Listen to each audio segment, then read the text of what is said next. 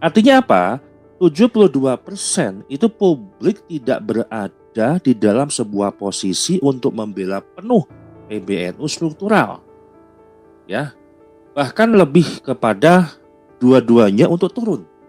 Dua-duanya untuk mundur, baik Gus Yahya ataupun Kiai Miftah ya sebagai Rais Am. Nah, ini artinya 72% itu tidak memusuhi PBNU ya. Bukan. Tapi 72% ini tidak merasa terwakili ya, tidak diyakinkan atau belum percaya. Karena kalau kita melihat artinya publik secara NU di struktural ataupun siapapun yang mengkomentari terkait tentang konflik PBNU, mereka tidak membela. Artinya mereka juga memberikan persepsi masing-masing ya. Ada yang pro dengan Gus Yahya, ada yang pro dengan Kiai Miftah atau seterusnya. Namun ada juga banyak yang memberikan sebuah persepsi untuk keduanya itu mundur.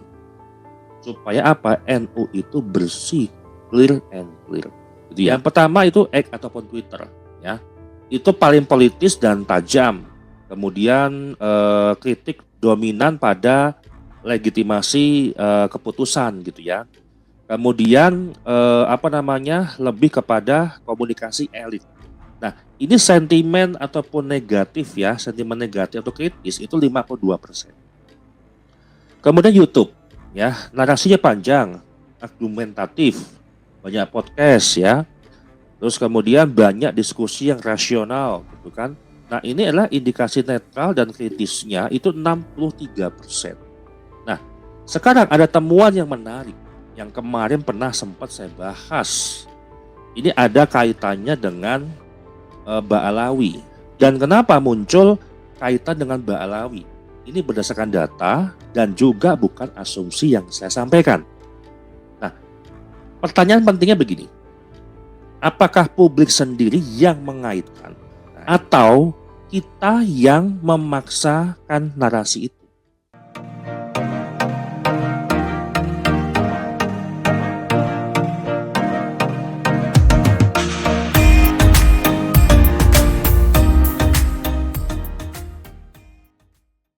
Di episode kali ini saya tidak sedang memberikan sebuah pembelaan terhadap kubu manapun dan juga tidak sedang membangun sebuah tuduhan.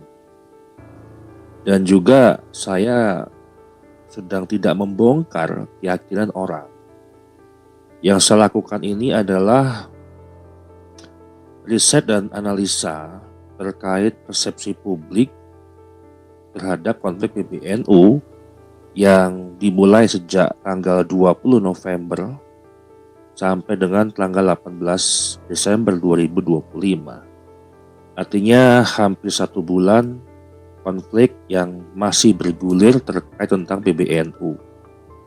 Nah, yang sedang kita lakukan hari ini adalah membaca sebuah data, membaca persepsi publik, dan membaca apa yang sebenarnya dirasakan umat di ruang digital.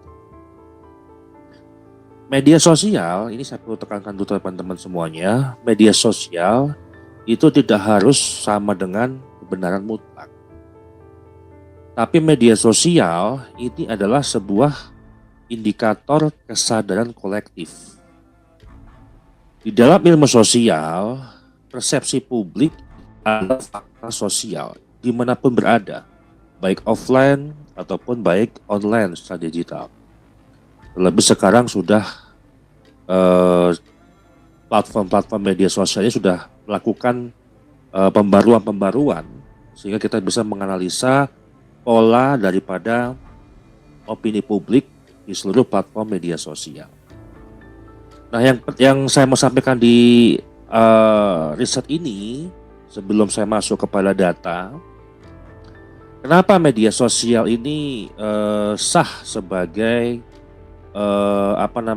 data publik gitu ya. Ini yang perlu menjadi pemahaman teman-teman dulu gitu ya. Banyak elit meremehkan tentang media sosial.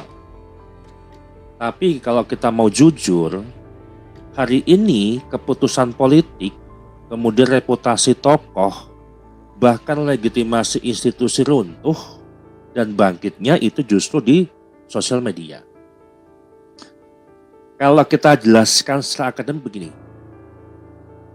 media sosial adalah sebuah ruang ekspresi tanpa sensor secara struktural. Kan kalau kita bicara ekspresi kan bisa beraneka ragam. Ekspresi marah, senang, sedih, ataupun seperti apa gitu ya ekspresinya di media sosial. Inilah sebuah ruang ekspresi. Kemudian respons di media sosial itu secara spontan. Apa yang netizen lihat secara visual itu langsung diarahkan kepada pikiran kita dan spontan untuk memberikan sebuah statement ataupun sebuah respon baik komentar ataupun like atau dislike. Kemudian refleksi sosial ditambah dengan rasionalitas publik. Jadi media sosial itu membentuk sebuah persepsi dari sebuah respons spontan terkait tentang apa yang dilihat dan apa yang didengar di media sosial. Nah, bandingkan dengan survei secara lapangan ataupun konvensional. Survei ya itu adalah jawaban sadar. Sedangkan media sosial itulah respon alami. Artinya dua hal yang berbeda. Jawaban sadar karena ada sebuah pertanyaan sehingga survei ataupun publik menjawab. Namun media sosial itu adalah respon alami. Tidak butuh pertanyaan terlebih dahulu, tapi langsung sebuah pernyataan ataupun sikap atau respon yang diberikan oleh netizen di media sosial. Nah, kalau umat marah, bingung atau ragu, nah media sosial itu adalah tempat pertama itu tumbuh.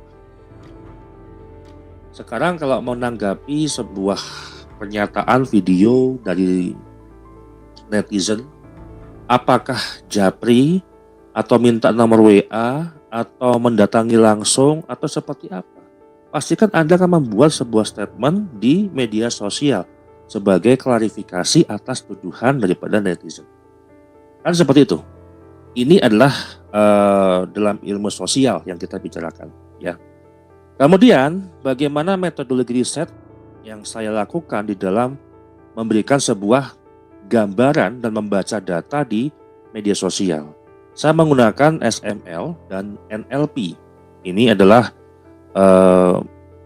kaitannya di dalam kita membaca data. Dan apa yang saya sampaikan ini sudut pandangnya sekali lagi dengan disiplin keilmuan sosial, kemudian komunikasi, terutama komunikasi publik dan digital, serta teknologi informasi. Nah, kita tidak sedang menggunakan perasaan di sini, ya. Yang kita pakai adalah social media listening atau SML dan natural language processing ataupun NLP. Itu adalah metode akademiknya. Nah, periode data yang saya lakukan itu pertanggal 20 November ketika surat Suriah pertama kali muncul yang memberikan statement bahwasanya Gus Yahya sudah tidak lagi menjabat sebagai ketum, ya, surat pemecatan. Ini adalah basis data yang saya lakukan gitu ya untuk membaca analisa, membaca pola yang terbentuk selama kurang lebih hampir 1 bulan. Kemudian platform yang saya survei ini adalah platform X ya, Twitter, kemudian YouTube, kemudian TikTok, kemudian Facebook, ya, kemudian Instagram, gitu ya. Nah, jumlah data yang saya analisis ini adalah 1,2 juta data. Kemudian saya harus membersihkan boot ataupun spam itu 820.000 data yang valid dari 1,2 juta. Kemudian tekniknya adalah topik modeling, isu dominan, kemudian sentimen analisis, kemudian co-occurrence keyword, dan trend shift mingguan. Kenapa saya baru sampaikan hari ini? Karena supaya data itu banyak referensi sampel yang bisa saya kumpulkan. Kenapa hampir 1 bulan itu baru saya memberikan sebuah riset ataupun analisis terkait tentang persepsi publik terhadap konflik PBNU. Dan ini bukan survei opini. Ini adalah pemetaan arus kesadaran publik. Nah, kemudian temuan-temuan utama, ini saya ambil kesimpulan ketemuan utama saja, posisi publik terhadap PBNU ya, yang satu blok ini terus mewarnai perdebatan di sosial media. Nah, hasil besar yang saya sampaikan yang kita distribusikan sikap publik terhadap PBNU struktural, ya, yang memberikan persepsi kritis dan tidak membela itu adalah 44%. Nah, yang unik di sini, yang netral justru dia bertanya dan ragu. Itu 28%. Kemudian yang membela penuh itu PBNU secara struktural, baik membela kedua belah pihak, baik kubu Suriah dan Tanfiziyah, atau di salah satu pihak itu 21%. Kemudian yang tidak relevan atau noise itu 7%. Jadi saya hanya melihat, oh ternyata noise-nya atau yang tidak terkait dengan isu PBNU yang ngalor ngidul ya itu 7%. Artinya apa? 72% itu publik tidak berada di dalam sebuah posisi untuk membela penuh PBNU struktural. Ya. Bahkan lebih kepada dua-duanya untuk turun. Dua-duanya untuk mundur, baik Gus Yahya ataupun Kiai Miftah ya sebagai Rais Am. Nah, ini artinya 72% itu tidak memusuhi PBNU ya. Bukan. Tapi 72% ini tidak merasa terwakili ya, tidak diyakinkan atau belum percaya. Karena kalau kita melihat artinya publik secara NU di struktural ataupun siapapun yang mengkomentari terkait tentang konflik PBNU, mereka tidak membela. Artinya mereka juga memberikan persepsi masing-masing. Ya, ada yang pro dengan Gus Yahya, ada yang pro dengan Kiai Miftah atau seterusnya. Namun ada juga banyak yang memberikan sebuah persepsi untuk keduanya itu mundur. Supaya apa? NU itu bersih, clear and clear. Nah, sekarang kita akan melihat data per platform yang memberikan sebuah penguatan di dalam riset yang saya sampaikan. Yang pertama itu X ataupun Twitter, ya. Itu paling politis dan tajam. Kemudian kritik dominan pada legitimasi keputusan gitu ya. Kemudian lebih kepada komunikasi elit. Nah, ini sentimen ataupun negatif ya, sentimen negatif atau kritis itu 52%. Kemudian YouTube ya, narasinya panjang, argumentatif, banyak podcast ya. Terus kemudian banyak diskusi yang rasional gitu kan.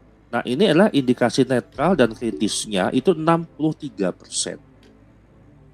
Kemudian ketiga TikTok. Ya, emosional dan visual. Sentimennya bingung dan sinisnya tinggi. Tidak membelanya itu 68%. Kemudian Facebook ya, basis NU tradisional lebih moderat, membela PBNU masih ada itu 34%. Nah, tapi kritiknya tetap dominan. Kemudian bagaimana Instagram? Ya, Instagram itu simbol dan figur. Ya, memainkan simbol dan figur.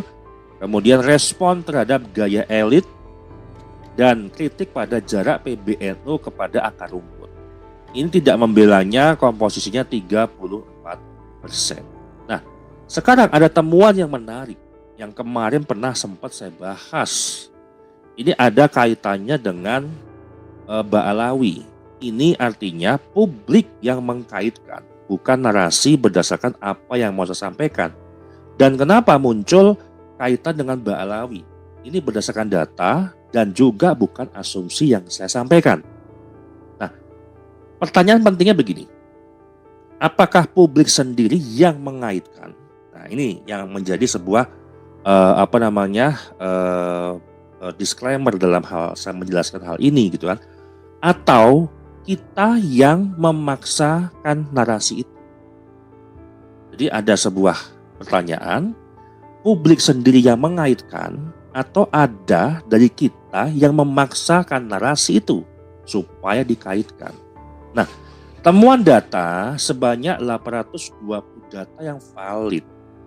Kata PBNU sering muncul itu berdekatan dengan Habib, kemudian nasab, kemudian elit, kemudian struktur.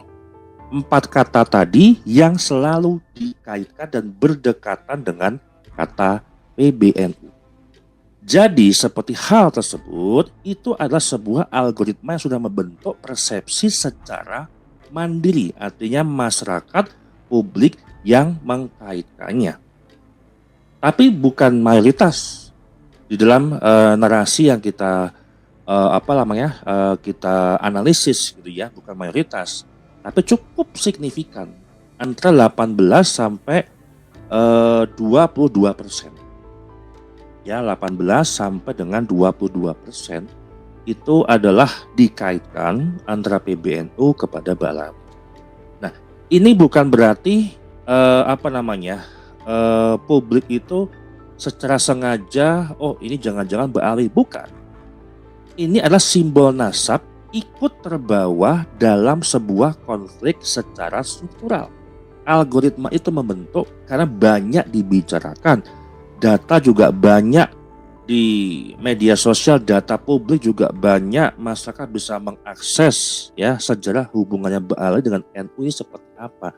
Sehingga persepsi terbentuk secara mandiri. Dalam sebuah ilmu komunikasi, simbol kita bicara Ba'alawi yang tampil di ruang konflik akan ikut diperdebatkan, itu otomatis kalau kita bicara ilmu komunikasi. Nah, bagaimana validitas ataupun error dan kejujuran akademik yang saya sampaikan dalam riset ini, karena setiap riset itu kan punya sebuah keminiman ya ataupun keterbatasan. Nah, margin error yang saya sampaikan 3,8%. Kemudian bias platform ya, dominasi urban dan generasi muda. Tapi satu hal penting dan satu hal yang pasti saya sampaikan di sini, angka 70% lebih itu tidak mungkin salah secara total. Karena datanya itu ada di seluruh platform media sosial, berarti metodologinya yang membaca data itu. Artinya angka 70% itu tidak mungkin salah total. Artinya 72% tepatnya tadi ya, itu tidak sedang membela PBNU secara struktural. Nah, kesimpulan yang saya sampaikan di sini, PBNU tidak sedang diserang. PBNU sedang ditagih kejelasan oleh publiknya sendiri. Media sosial itu bukan musuh NU. Media sosial adalah sebuah cermin paling jujur umat hari ini. Nah, kalau NU itu mau bertahan sebagai jamiah ilmiah, NU itu harus berani dong membaca sebuah data. Bagaimana data itu dikelola, diolah menjadi data yang valid dan ilmiah, empiris, verifikatif. Bukan hanya membaca sebuah form. Dan kalau simbol apapun termasuk simbol nasab masuk ruang konflik, maka simbol itu akan diuji, bukan dihujat. Demikian dari saya. Terima kasih.